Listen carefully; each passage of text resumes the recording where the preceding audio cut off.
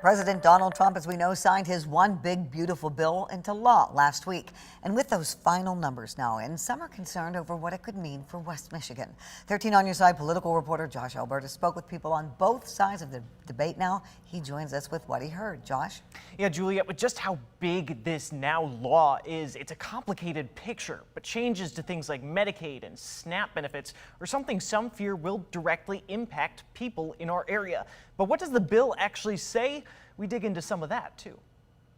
A lot of people come to the smaller hospitals in the area because they don't like the bigger ones, and it's closer. Here in Carson City, a closure for this rural hospital is something Judy Eckert would fear. It's going to hurt a lot of people, not just people that come here for services, but the people that are employed here, too. Hers puts a face to the millions, whom some federal lawmakers claim will pay the price for President Donald Trump's One Big Beautiful Bill, a massive piece of tax and spending legislation signed into law last week. This bill is going to make life more expensive for everyday Americans. Totaling nearly 1,000 pages, it's something Democratic Congresswoman Hillary Scholten says isn't all good or all bad. In all 887 pages, we have some good provisions in there, right?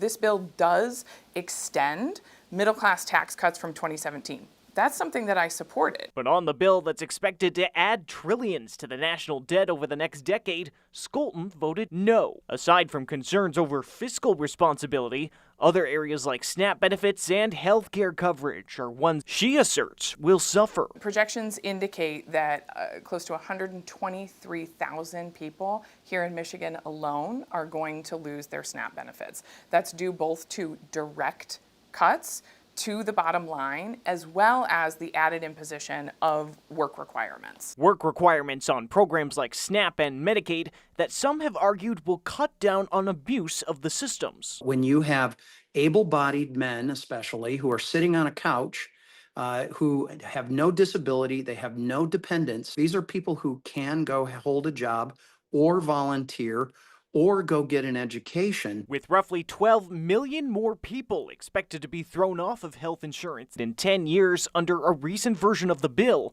it's places like these that Scholten has said will bear the brunt of healthcare cuts. Rural hospitals disproportionately rely on Medicaid to stay afloat. When those numbers go away, they won't have the resources to support their operation. But when we spoke with Republican Congressman Bill Huizenga the night before the bill's passage, lots of discussions surrounding how we're going to handle things like rural health and other issues moving forward. But there's been assurances made that we will be dealing with those. In a previous version of the bill, the Congressional Budget Office had estimated $25 billion in spending power would be put toward a program aimed at protecting rural health.